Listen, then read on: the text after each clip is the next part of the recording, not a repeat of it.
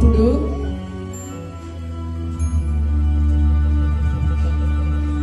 నేనొక పూల మొక్క కడ నిలిచి శివారున కొమ్మ వంచి గోనానడు నంతోలోన వీళ్ళన్నీ జాలిగా నోళ్ళు విప్పి మా ప్రాణము తీతువా ఎనుచు బావురు మన్నవి కృంగిపోతూ నా మానసమందెదో తలుక్కుమన్నది పుష్ప విలాప కావ్యమై